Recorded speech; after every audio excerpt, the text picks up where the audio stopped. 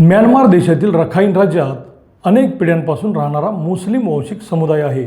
ते स्वतःला रखाईन प्रदेशातील मूळ रहिवासी मानतात। मात्र म्यानमार सरकार त्यांना देशातील अधिकृत वंशिक समुदाय म्हणून मान्यता देत नाही। त्यांना बांगलादेशातून आलेले स्थलांतरित असे मानतात। 1982 साली म्यानमारमधील नागरिकत्व कायद्यानंतर रोहिंग्या यांचे नागरिकत्व काढून घेण्यात आले। त्यामुळे त्या समुदायाकडे स्वतःचा देश, स्वतःचे नागरिकत्व हे राहिलेच नाही। त्यानंतर 2017 म्यानमार लष्कराने मोठी कारवाई केली आणि जीव वाचवण्यासाठी लाखो रोहिंग्या बांगलादेशात पळून गेले। त्यावेळी संयुक्त राष्ट्रांसह अनेक आंतरराष्ट्रीय संस्थांनी या कारवाईला मानवी हक्काचे उल्लंघन असे आरोप केला होता। अत्यंत गरीब परिस्थितीत राहणारा रोहिंग्या आणि समुद्रात बुडालेल्या बोटीत 500 रोहिंग्या मरण पावल्याची ही घटना काय आहे हे आपण या व्हिडिओच्या माध्यमातून पाहूयात। नमस्कार, मी अभिजित आणि आपण पाहत आहात प्राइम एक्सपोज। रोहिंग्या मुस्लिम समाजाची म्यानमारमध्ये अत्यंत दयनीय अवस्था आहे।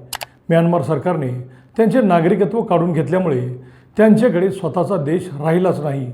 2017 म्यानमार सरकारने मोठी लष्करी कारवाई केली। त्यामध्ये त्यांनी जिथे दिसेल तिथे रोहिंग्यांना मारण्यास सुरुवात केली। जीव वाचवण्यासाठी रोहिंग्या दिसेल त्या रस्त्याने पळू लागला। जंगलातून नद्या ओलांडताना तो जिथून पळून जाईल तिथे त्यांना मारण्यात आले। अनेक रोहिंग्या बांगलादेशात पळून गेले। बांगलादेशात जवळपास 12 लाखाहून अधिक रोहिंग्या राहतात। कॉक्स बाजार निर्वासित छावण्यांमधूनही अनेक रोहिंग्या राहत आहेत।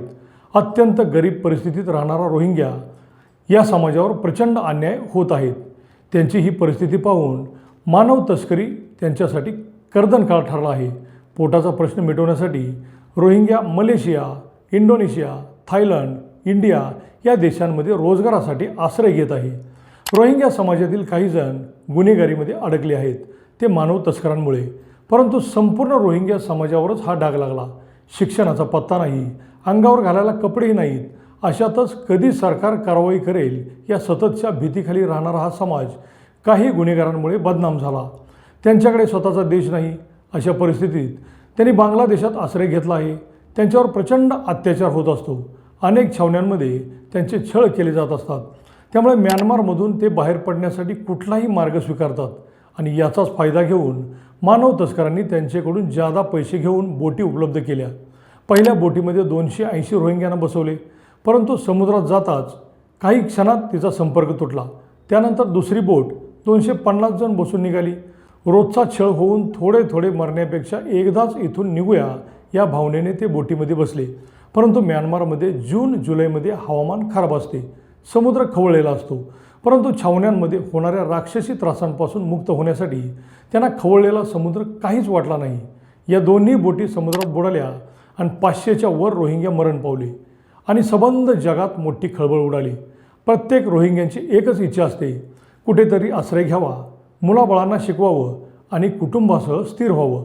पण जिथे जाईल तिथे त्यांच्यावर अत्याचारच होत आहेत। बंगालच्या उपसागरात बुडालेल्या बोटीमध्ये 500 रोहिंग्या मरण पावले, पण म्यानमार सरकारला याचं काहीच वाटलं नाही। आता ही परिस्थिती सुधारणार का अशीच राहणार? परत काही दिवसांनी आणखी एखादी बोट निघेल आणि त्यामध्ये शेकडो रोहिंग्या मारले जातील। या घटना टाळायच्या असतील तर म्यानमार सरकारने आपल्या कायद्यात दुरुस्ती करून या रोहिंग्यांना आश्रय द्यावा, तरच अशा गोष्टी टाळता येतील। याबद्दल तुम्हाला काय वाटते ते कमेंटमध्ये लिहा आणि प्राइम एक्सपोज चॅनलला सबस्क्राईब करा। धन्यवाद।